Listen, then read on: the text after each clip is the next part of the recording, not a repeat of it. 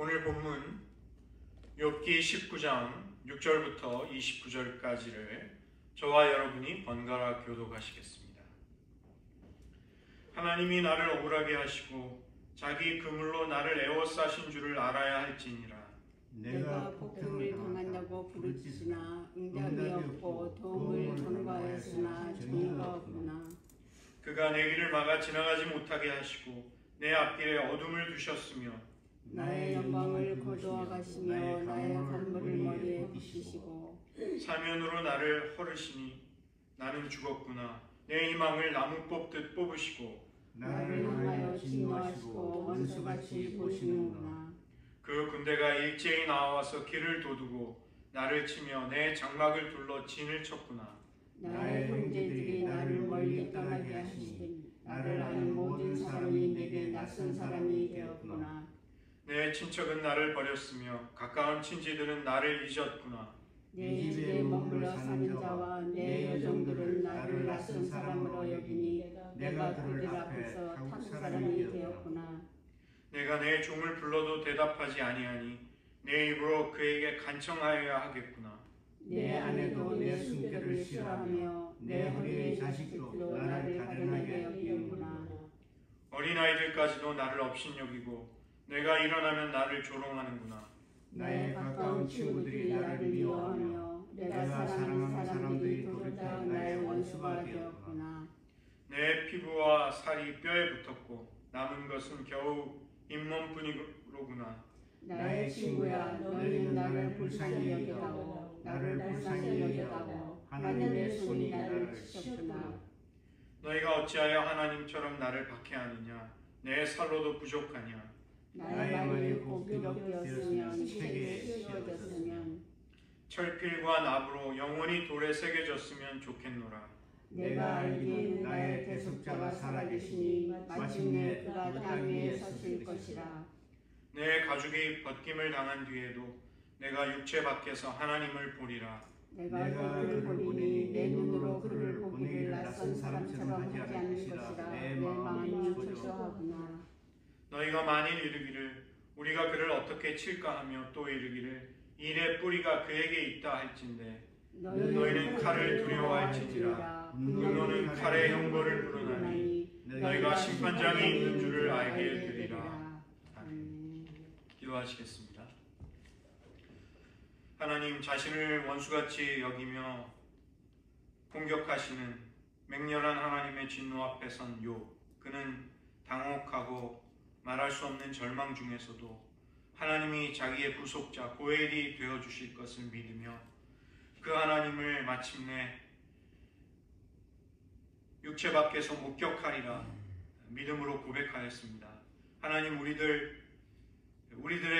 궁극적인 소망이 하나님 한 분께 있음을 고백하며 저희들 어떤 처지와 상황 중에서도 하나님을 향한 희망과 신뢰의 끈을 놓지 않고 하나님께 붙들려 살아가는 인생 되게 하여 주시옵소서. 모든 말씀 예수님의 이름으로 기도드립니다. 아멘. 오늘 저희들은 욥기 18장과 19장을 두 장을 함께 살펴보겠습니다.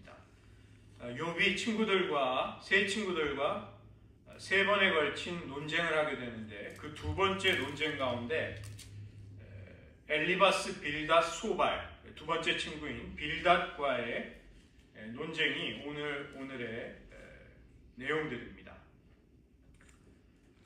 이 먼저는 빌닷의 두 번째 연설인데 그것이 18장에 해당이 됩니다. 성경을 곁에 두시고 해당하는 내용을 같이 보아주십시오. 역사상 가장 유명한 지옥에 관한 설교 중에 하나가 미국의 대각성 운동, The Great Awakening이라고 부르는 부흥회 때에 조나단 에드워즈라는 목사가 했던 설교입니다. 그분의 설교의 제목은 분노하신 하나님의 손에 있는 죄인들이라는 설교였습니다. 촛불을 켜고 침침한 가운데 두꺼운 안경을 낀 조나단 에드워즈가 그 설교 원고를 읽어 내려갈 때 성령께서 말씀을 듣는 회중 가운데 임하셨습니다. 사람들은 지옥에 대한 두려움 그리고 하나님에 대한 강렬한 영적인 체험에 사로잡혀서 그 당시 그 집회 바닥을 대굴대굴 구르면서 통회하며 자복하며 그렇게 은혜를 경험했다고 합니다. 이 빌닷이 하고 있는 오늘 욥기 18장에 나오는 연설은 지옥에 관한 굉장히 훌륭한 설교라고 할 수 있습니다. 단 한 가지 점만 빼놓는다면 그가 적용을 잘못했다는 점만을 제외한다면 지옥에 관한 굉장히 깊이 있는 설교라고 할 수 있는 것입니다. 18장 2절을 보시면 여기는 두 가지의 해석이 가능합니다. 여기 이제 너희가 이렇게 너희라고 부르고 있기 때문에 이들이 누구인가? 복수이기 때문에 욥이 아니라고 보게 된다면 빌닷이 나머지 두 친구인 엘리바스와 소발에게 하는 말이라고 보는 해석이 있습니다. 너희가 얼마나 오랫동안 말을 참았느냐? 잘 생각해보라. 그런 다음에 우리가 말하자. 우리가 너희 눈에는 그렇게 어리석어 보이느냐? 너희는 자신들을 그처럼 고루하게 여기느냐? 즉 욥을 제대로 납득시키고 욥의 잘못을 인정시키지 못하고 있는 것에 대한 말로 볼 수 있는 것이죠. 이 또 다른 해석은 18장 2절에 대해서 빌닷이 욥을 수많은 악인들 중에 하나에 불과하다고 지나지 않는다고 보는 견해입니다. 이렇게 본다면 이 구절은 빌닷이 욥에게 하고 있는 말이 되는 것이죠. 욥을 다그치면서 내가 보기에 우리가 짐승으로 보이느냐? 자네는 우리가 멍청하다고 생각하는가? 이렇게 묻는 질문이 되는 것입니다. 이 18장 4절이 빌닷이 하고 있는 두 번째 연설의 핵심적인 내용입니다. 욥은 빌닷이 보기에 분노에 가득 차서 자기 자신을 파괴하고 있는 사람에 불과했습니다. 자신의 죄인됨과 부족함을 인정하지 않기 때문에 용서와 회복의 길 대신에 망하는 길을 고집하고 있는 죄인으로 보였다는 것입니다. 이 4절 하반절에 보시면 너 때문에 땅이 버림을 받겠느냐? 바위가 그 자리에서 옮겨지겠느냐? 여기서는 그냥 자연 속에 있는 땅과 바위를 말하는 것이 아니라 하나님의 창조 질서를 가리키는 것이죠.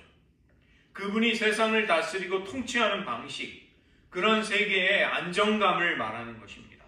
욥이여, 너 혼자 하나님을 거스르고 너 내 자신의 의로움과 정당함을 주장한다고 한들 세상의 질서 가운데에서 어느 것 하나 바뀔 줄 아느냐? 그런 일은 절대로 없을 것이다. 욥이여, 너는 너의 고난이 부당하다고 주장하면서 질서정연한 하나님이 통치하시는 세상의 질서에 도전하고 있구나. 이런 말이 되는 것이죠. 욥기 9장 5절과 6절을 보시면 욥은 이미 하나님의 질서와 통치에 대해서 항의하고 있습니다. 도저히 자신의 삶에서 일어난 일들을 납득하기 어려웠던 것이죠. 9장 5절과 6절은 그가 즉 하나님이 진노하심으로 산을 무너뜨리시며 옮기실지라도 산이 깨닫지 못하며 그가 땅을 그 자리에서 움직이시니 그 기둥들이 흔들리리로다. 욥에게 있어서 자신에게 의롭고 적어도 하나님을 향해 순전한 마음을 가지고 있는 자신에게 찾아온 재앙이라는 것은 하나님이 산을 뒤흔들어 버리시는 사건, 땅의 기둥들을 그 자리에서 뽑아버리시는 우주의 질서를, 도덕의 질서를 완전히 전복시키는 충격적인 일로 받아들여졌던 것이죠. 이 18장 4절에 나오는 그 자리라는 말이 핵심적인 어휘입니다. 히브리어로 마콤이라는 말인데 장소, 상황, 정황, 있어야 할 것이 제자리에 있는 것을 말하는 것이죠. 물건이 꼭 있어야 할 그 자리에 있는 세상, 그런 세상을 생각하고 있는 것이 세 친구들의 세계관인 것입니다.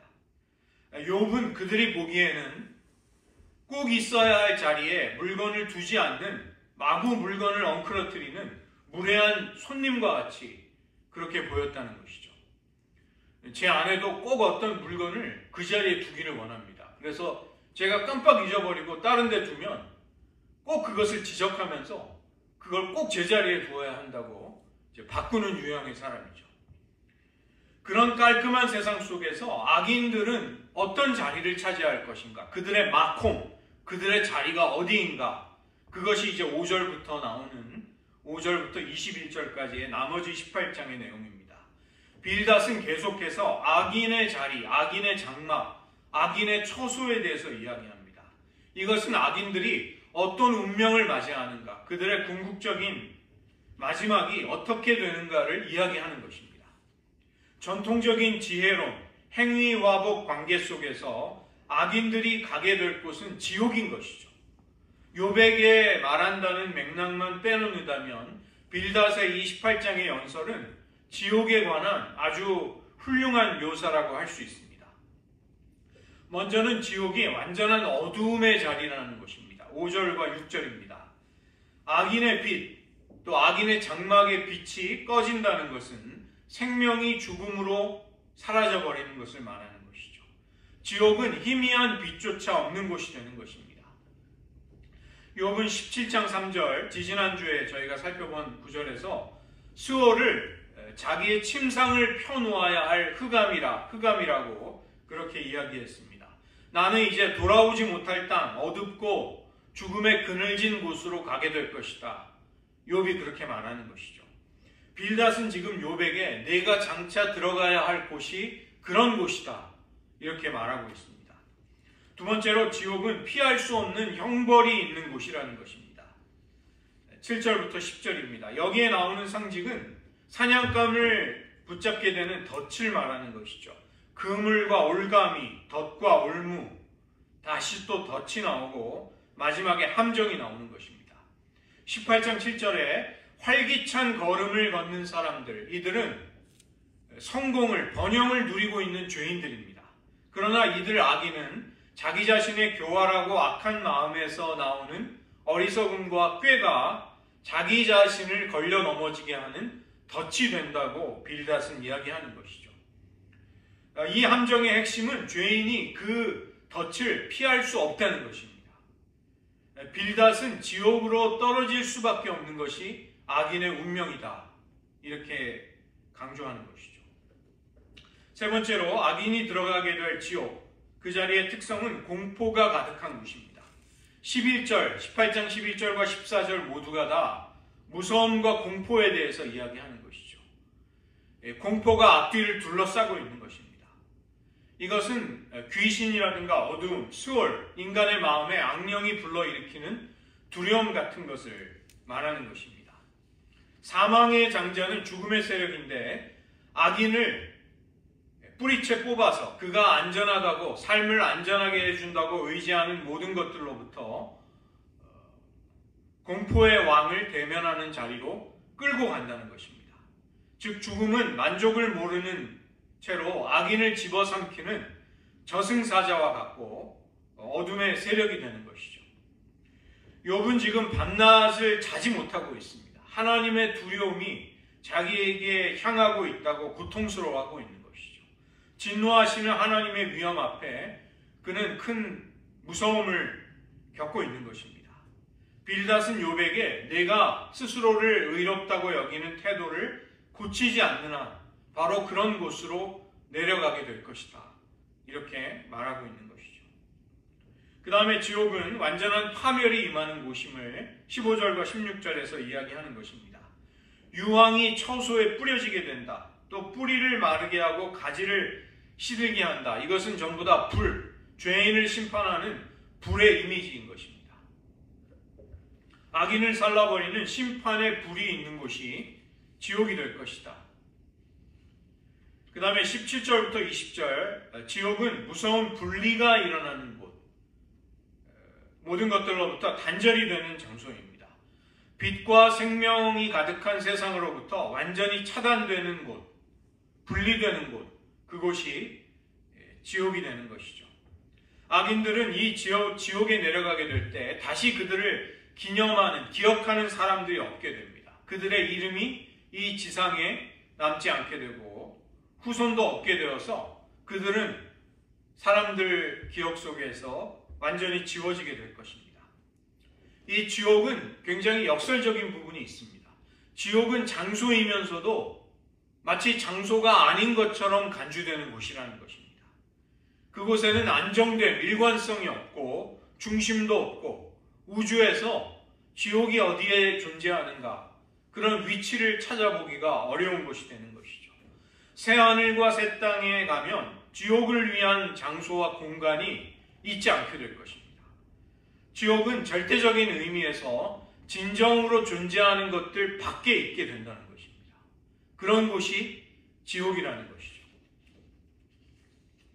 성경의 상징들을 보면 바벨론, 이스라엘 백성들이 포로로 잡혀가는 바벨론은 흩어짐을 의미하는 장소입니다. 그곳은 결코 영원히 안식하거나 정착할 수 있는 곳이 되지 못하는 것이죠. 장소가 아닌 장소라는 것입니다. 지옥의 성격도 이와 비슷하다는 것이죠. 마지막으로 지옥은 악인들을 위한 자리라는 것입니다.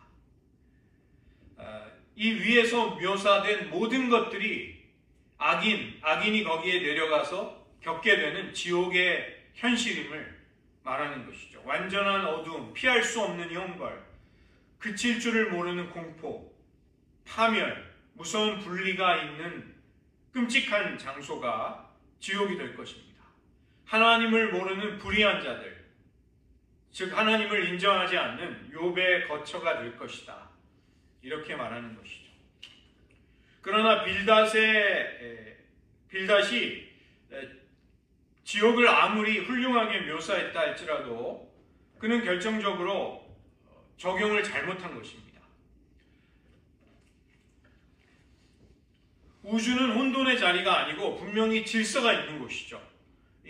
지금 우리가 살아가는 세상에 일관된 법칙이 존재하지 않는다면 우리는 여기 존재할 수가 없는 것입니다. 그래서 빌닷이 묘사하는 지옥은 상당한 설득력이 있습니다.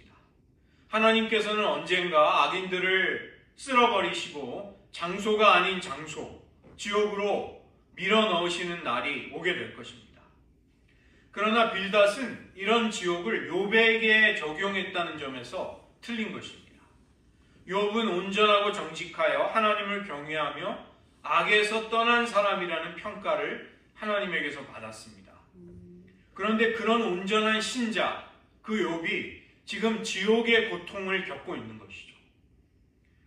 그러나 빌닷과 그의 친구들의 세상, 그들의 신앙적인 체계 속에서 의인이 고난을 받는 가능성은 처음부터 없었던 것입니다. 욥이 지금 심정적으로 또 여러 가지 면에서 겪고 있는 고통스러운 지옥의 경험이라는 것은 예수님께서 십자가에 달리셨을 때 제6시로부터 9시까지 낮 12시에서 오후 3시까지 온 땅에 임한 어두움 가운데에서 성취되었습니다. 예수님은 죄인들이 받아야 할 피할 수 없는 형벌 속으로 끝없는 지옥의 공포 가운데로 이끌려 가셨습니다. 거기에서 예수님은 아버지와의 사랑의 관계로부터 끊어지고 분리되신 것입니다. 즉 빌닷이 묘사하고 있는 지옥에서 죄인이 겪어야 할 혹독한 일들을 예수님은 그 영적인 죽음과 어두움 속에서 겪으셨던 것이죠. 이 모든 것은 우리를 구원하시기 위함이었습니다.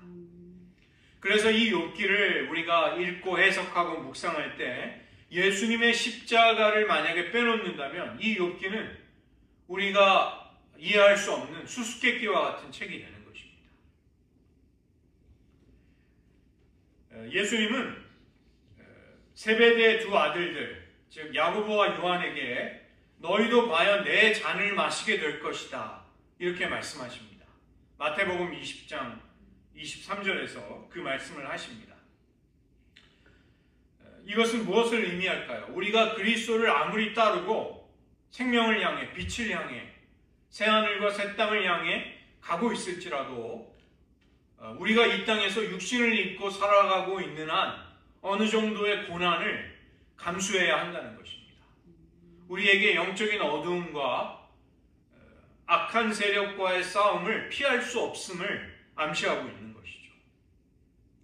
지금 그리스도를 따르며 장차 우리가 입게 될 몸의 부활, 완전한 하나님의 자녀들의 영광스러운 자유를 향해 우리가 나아가고 있을지라도 이 땅을 살아가고 있는 동안, 아직 육신의 장막을 입고 있는 동안에는 이 세대 가운데에서 어느 정도 고난을 우리가 받으리라, 이것을 예상하고 있어야 한다는 것입니다.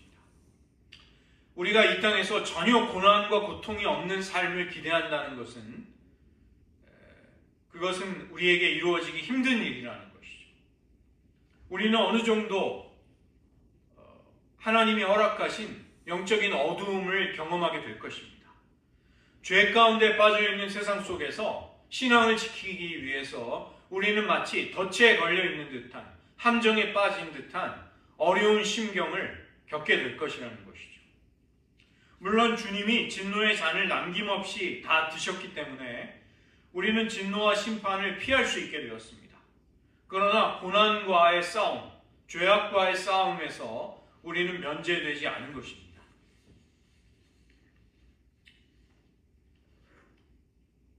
세 번째로 욥이 빌닷에게 하는 두 번째 대답이 19장의 내용입니다. 우리는 욥을 보면서 진정한 신자가 가지는 역설적인 모습, 신자의 표지가 무엇인가를 볼 수 있습니다. 의롭다면, 믿음을 지켰다면 마땅히 받아야 할 대우가 아니라 굉장히 불공정한 세상 속에서 깊은 아픔과 고통을 느끼는 욥을 우리는 볼 수 있죠. 그러나 욥은 그런 아픔을 겪으면서도 하나님을 배반하거나 버리지 않습니다.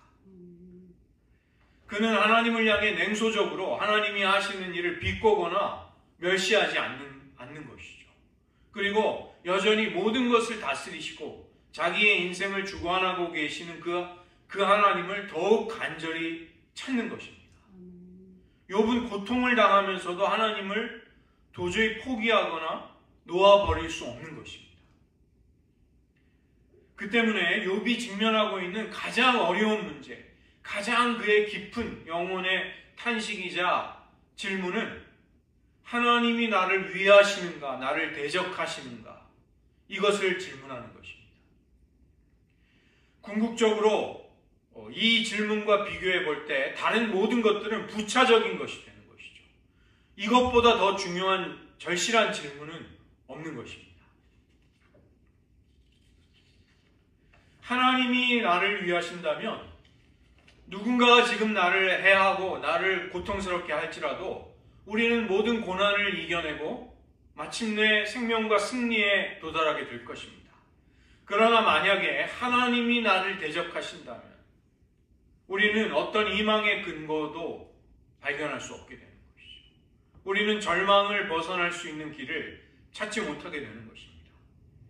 성경에서 울려 퍼지는 수많은 목소리 가운데 어찌하여라는 탄식이 많이 나옵니다. 시편에도 나오고 예레미야 애가에도 나오죠. 어찌하여. 이 어찌하여라는 탄식 뒤에는 하나님은 저를 위하시는 분이십니까? 저를 대적하시는 분이십니까? 이 결정적인 질문이 거기 담겨 있는 것입니다. 하나님, 나의 삶 가운데 이런 일이 일어나도록 하늘에서 무슨 일이 있었습니까? 하늘의 궁정회의에서 무슨 말이 오고 갔습니까? 저는 그것을 알지 못합니다. 왜 이런 일이 누구의 목적 때문에 일어났습니까? 누가 혹은 누구의 어떤 분의 대리자가 이 일을 했습니까? 누구의 손이 나의 인생 가운데 이런 일들을 생기게 하셨습니까?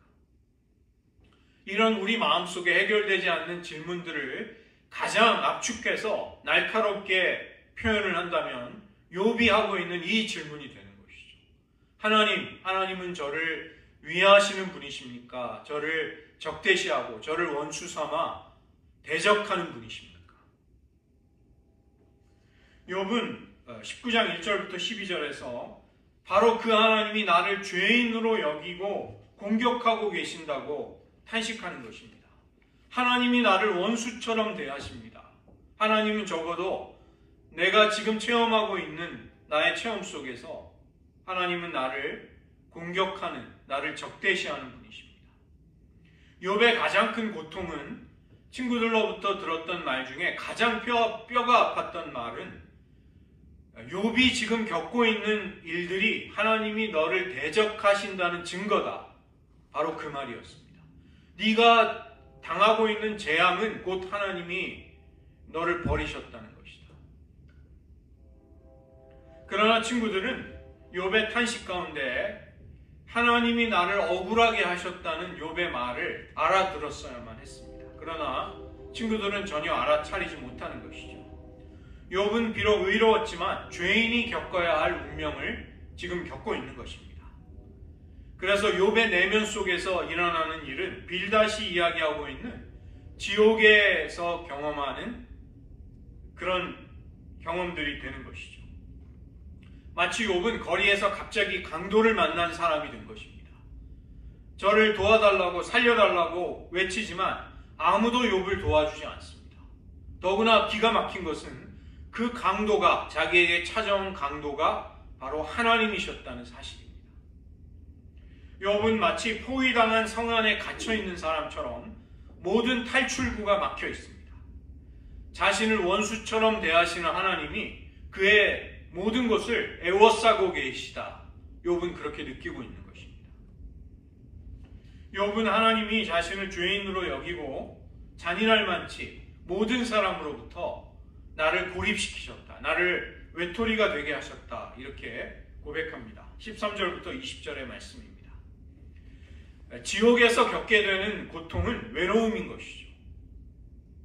욥이 의지하고 마음을 나눌 수 있는, 그렇게 기대했던 어느 누구도 욥을 동정하지 않습니다. 모든 사람이 그를 외면하는 것입니다. 욥은 하나님의 저주와 재앙을 만난 사람이기 때문에 욥을 가까이 하는 것을 모든 사람이 금기시하고 두려워하며 피하고 있는 것이죠. 욥은 하나님께는 죄인으로서 공격당하고 있고 인간적인 도움이나 따뜻한 말 한마디를 기대하고 있었던 모든 사람에게서 철저히 외면당하고 고립당하고 어떤 동정도 얻지 못하고 있는 것입니다. 빌닷은 욥을 마땅히 당할 일을 당하고 있다 이렇게 생각합니다. 그러나 욥은 나는 그렇게까지, 하나님이 이렇게까지 가혹하게 나에게 대하실 만한 일을 하지 않았노라. 나는 하나님을 내 중심에서 배반하지 않았다고 자기의 진정한 마음을 하나님 앞에 인정받고 싶어 하는 것이죠. 그러나 마침내 욥은 이런 절망 속에서 희망으로 나아가게 됩니다.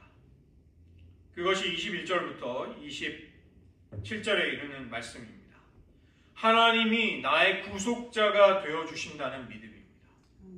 이 구속자라는 것은 고엘입니다. 성경에 나오는 고엘. 보디발이 룻의 아내가 되어서 잃어버린 친적 엘리멜렉의 재산과 기업을 되찾아주죠. 그리고 그 아들을, 자기가 낳은 아들을 그 가문을 이어가는 아들이 되게 하는 것입니다. 그것이 이제 고엘, 기업 물으는 자인데 욥은 하나님이 나의 구속자, 나의 고엘이 되어주신다. 이것을 이야기하는 것입니다.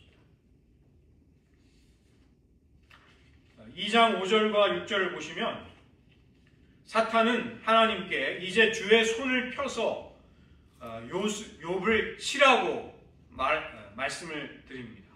그러나 하나님은 내가 그를 내 손에 맡기노라 이렇게 말씀하실 뿐이죠.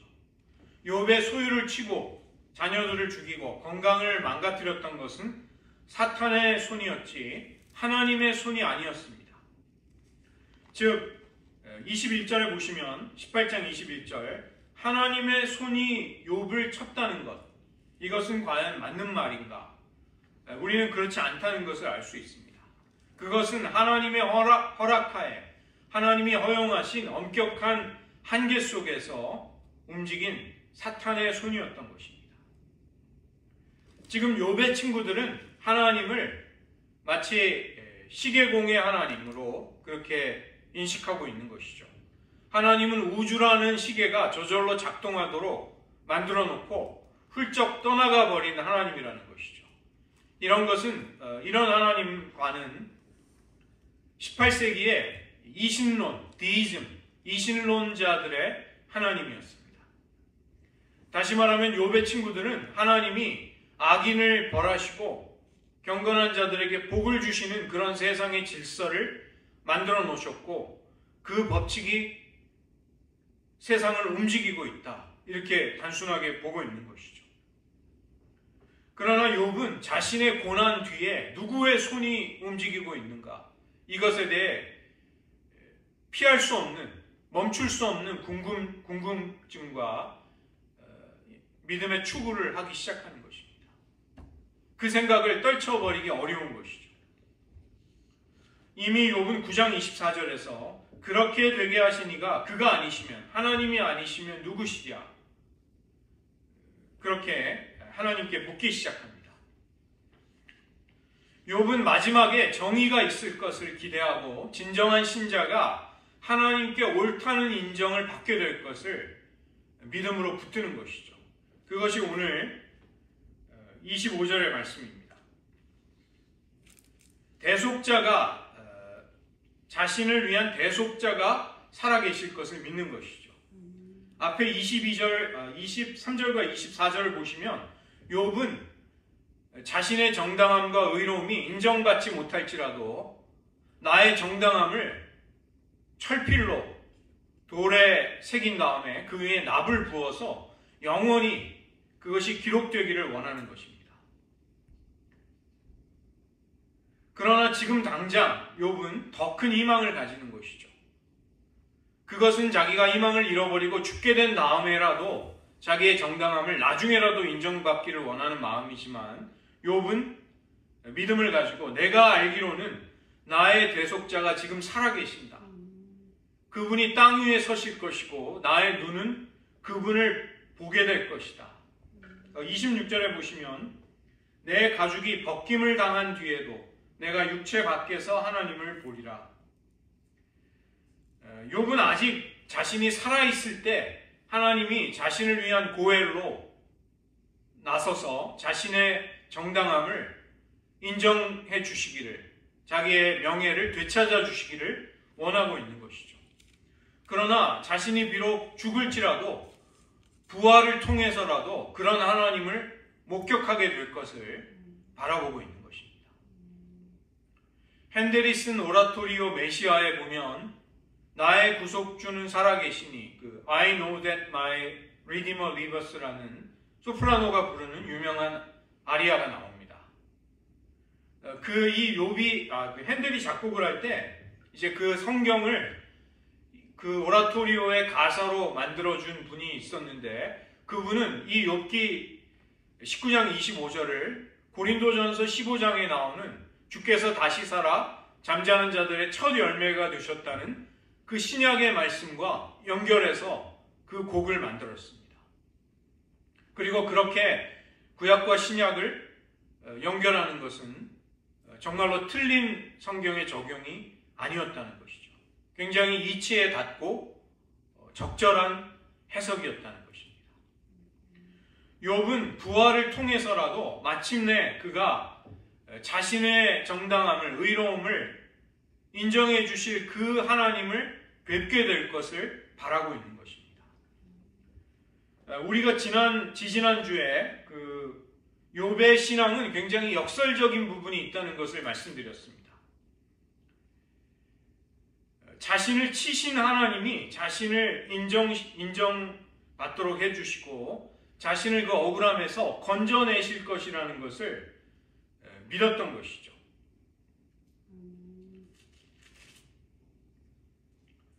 16장 19절을 보시면 지금 나의 증인이 하늘에 계시고 나의 중보자는 높은 데 계시니라. 지금 욥을 도와주는 이가 아무도 없는 것입니다. 지금 하나님이 자기를 치고 계시는데, 하나님이 자기를 고통스럽게 하고 계시는데 하늘에 계신 증인, 높은 데 계신 중보자, 결국 하나님이 자신의 증인과 중보자가 되어주실 것을 믿는 것이죠. 자신과 하나님 사이를 중재해줄 중재자를 간절히 원하고 있는데 21절에 보시면 사람과 하나님 사이에, 인자와 이웃 사이에 중재해 주시기를 원한다. 이 역할을 결국 하나님밖에는 해주실 분이 없다는 것입니다. 그 다음에 17장 3절 청하건대 나에게 담보물을 주소서. 지금 욥이 담보물을 바쳐서 자신의 정당함을, 억울함을 호소하고 인정받아야 할 분은 하나님이신 것이죠. 그런데 자기가 담보물을 바쳐야 할 하나님께 담보물을 달라고 하는 것입니다. 마치 우리가 돈을 우리에게 꾸어준 사람에게 찾아가서 변제할 돈을 달라고 요구하는 것과 상당히 비슷한 것입니다. 이것은 겉으로 보기에는 참 이해가 되지 않는 요구이자 간구인 것이죠. 그러나 믿음의 간구인 것입니다. 욥은 그의 믿음이 이 사실을 붙들고 있는 것입니다. 욥의 믿음은 하나님만이 나의 억울함을 풀어주실 수 있기에 지금 나를 원수같이 대하시고 나를 치시는 하나님이 나의 증인이 되어주시고 나의 중보자가 되어주셔야 한다는 것을 고백하는 것입니다. 내가 담보물을 바쳐서 그 진노를 누그러뜨려야 할 하나님이 그 하나님만이 나에게 담보물을 주실 수 있는 분임을 말하고 있는 것이죠. 지금 욥은 자신이 하나님의 원수가 되어서 하나님이 자기를 원수같이 보시고 진노하신다는 고백을 하고 있습니다. 그러나 그 하나님이 자기의 고엘이 되실 것을 그는 알고 있노라. 나는 그것을 믿고 그것을 나의 희망의 근거로 삼고 있다고 고백하는 것입니다. 그리고 마지막 28절과 29절에서 이 일의 뿌리가 그에게 있다. 즉 욥의 친구들은 이 모든 욥의 재앙의 잘못이 욥에게 있다고 생각하고 있는 것이죠. 은혜를 신뢰하고 은혜를 믿지 않는 자들에게 욥은 경고하고 있는 것입니다. 오늘 저희는 욥의 이 위대한 고백, 욥은 구약시대, 아브라함 시대, 족장 시대를 살았던 사람입니다. 그러나 놀랍게도 그는 내 가죽이 벗김을 당한 뒤에도 내가 육체 밖에서라도 나를 구속하실 나의 고엘이 되시는 하나님을 보리라. 위대한 믿음을 고백하고 있습니다. 그리고 우리는 이 고백이 우리에게 부활을 주신 우리에게 부활의 생명을 주신 예수 그리스도로 말미암아 우리의 고백이 됨을 확신할 수 있는 것입니다. 말씀을 의지하면서 저희들 한 가지 기도드리기 원합니다. 지금 우리들의 삶 가운데 말할 수 없는 곤혹스러움과 어려움이 있다면 한번 욥의 처지를 한번 생각해 보십시오.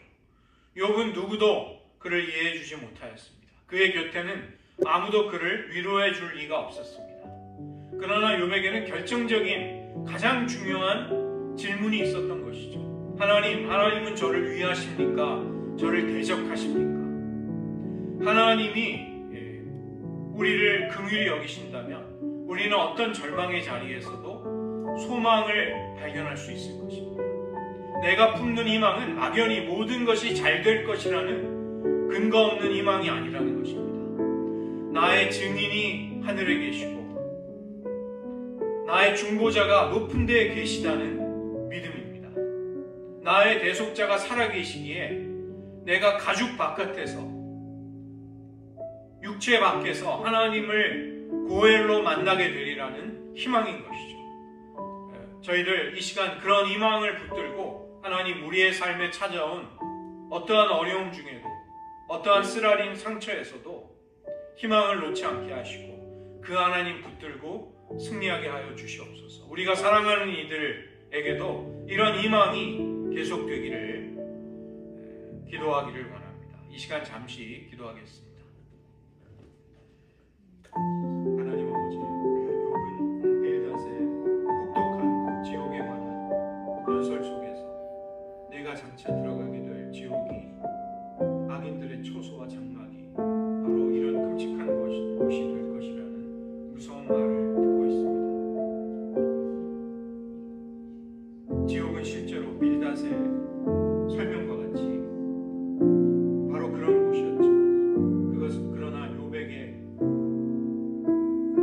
적용되기에는 절대적으로 잘못된 정말로 욥을 고통스럽게 하는 친구의 말이었습니다.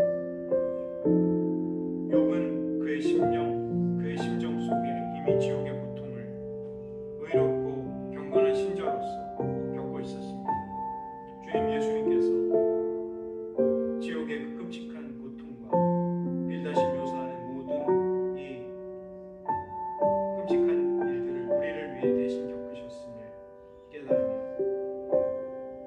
주님께 감사와 찬송을 올려드립니다. 저희들 욥이 가졌던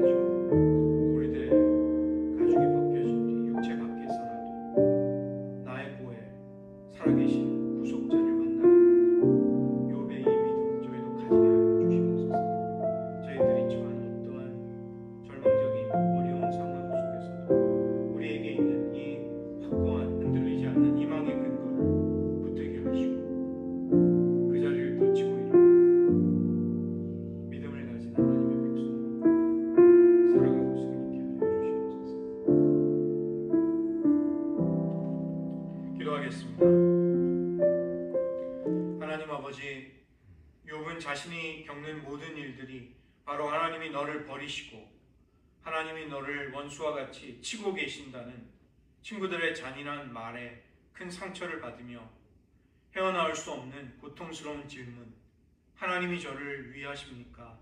저를 대적하시는 분이십니까? 고통스럽게 질문하고 있습니다. 하나님, 비록 우리가 마음의 순전함을 지키고 하나님을 향한 믿음을 배반하지 않았다 할지라도 우리들 욥과 같이 애매하고 어려운 고통을 당하고 상처를 입고 아픔을 만날 때가 있습니다. 그때 우리들 욥의 믿음을 떠올리게 하시고 욥이 겪었던 그 고통스러운 지옥과 같은 경험들을 예수님께서 십자가에 달리신 채로 온 땅에 임한 영적인 흑암과 어두움 속에서 죽음과 지옥을 맛보시며 우리를 위해 대신 경험하셨음을 떠올리게 하여 주시옵소서. 주님께서 대신 드신 하나님의 진노의 잔 때문에 우리에게서 그 저주가 피해갔음을 확신하면서 하나님의 용서와 긍휼을 구하는 자리로 믿음으로 나아갈 수 있는 저희들 되기를 원합니다. 가죽 밖에서 죽음 뒤에라도 나의 고해, 살아계신 고해를 보리라는 그 믿음으로부터 욥은 희망의 근거를 붙잡을 수 있었습니다. 저희들 부활하신 그리스도가 우리를 그 부활의 자리로, 그 생명으로 이끌고 계신다는 흔들리지 않는 희망의 근거를 가지고 우리들이 지금 맞이하고 있는 여러 가지 고난과 어려움과 쓰라린 상처 속에서 우리들 그대로 무너지고 매몰되는 자들이 되지 않게 하시고 그 어려움 너머에 있는 희망, 하나님이 우리에게 주시는 생명과 부활의 능력을 의지하면서 그 모든 어려움들을 뚫고 나가며 승리할 수 있는 저희들 되기 원합니다. 하나님, 세상에 수많은 절망에 빠진 이들, 탄식하는 이들, 고통스러워하는 이들을 무엇으로 위로해 줄 수 있겠습니까? 주님께서 우리에게 주신 부활의 소망이 아니라면 무엇으로도 갈급하고 지친 심령을 돕지 못할 것입니다. 저희들 사랑하는 이들이 겪고 있는 고통과 아픔에 대해서 부활의 주님이 우리에게 주시는 이 희망을 이야기해주고 이 확신을 나누어 줄 수 있는 사람들이 되기를 원합니다. 오늘 하루도 그 희망을 붙들고 살아가는 저희들 되게 하여 주시옵소서. 모든 말씀 예수님의 이름으로 기도드립니다.